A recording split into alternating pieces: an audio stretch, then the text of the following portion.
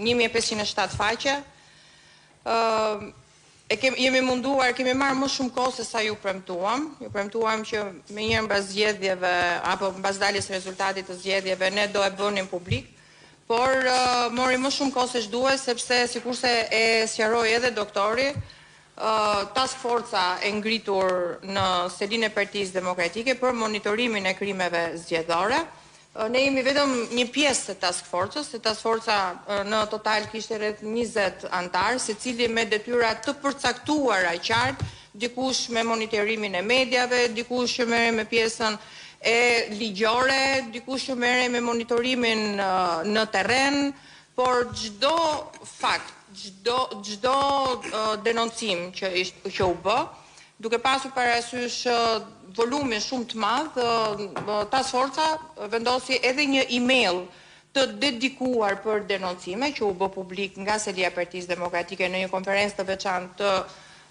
kryetarit partisë dhe një numër të dedikuar për gjitha denoncimet. Në momentin që denoncimet vinin ose në WhatsApp, ose në numrin e WhatsAppit, ose në email, apo në të gjitha rrugët që mbrinin në task force, kishte një procedurë verifikimi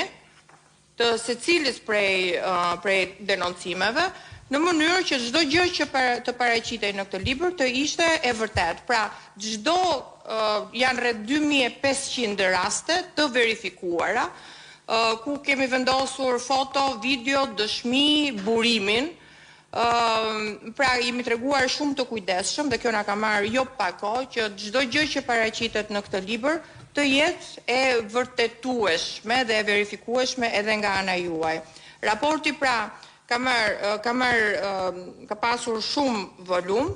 të marrë nga strukturat e Partisë Demokratike, nga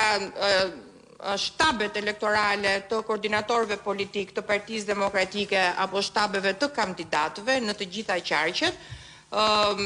Kemi marrë të dhëna nga vëzhguesit, komisionerët, nga qytetarë, por edhe nga qytetarë të cilët na kanë dërguar informacion edhe pse janë munduar që të ruajnë anonimatin për shkak të presionit. Për çdo rast kemi vënë shpjegimin e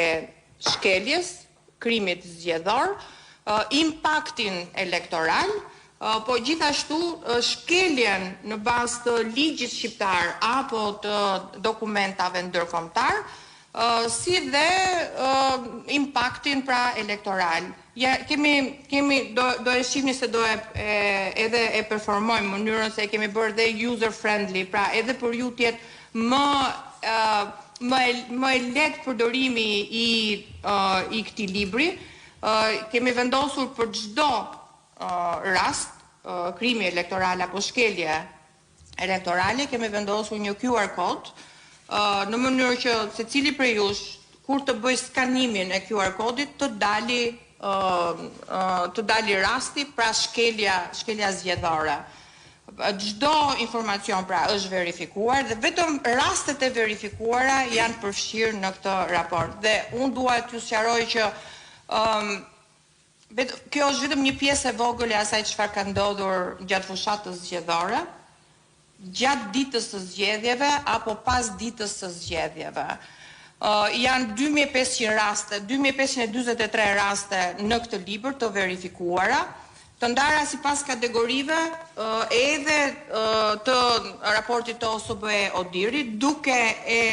ilustruar çdo shkelje të përmendur në raportin e OSBE Odirit me numrin e madh të rasteve të publikuara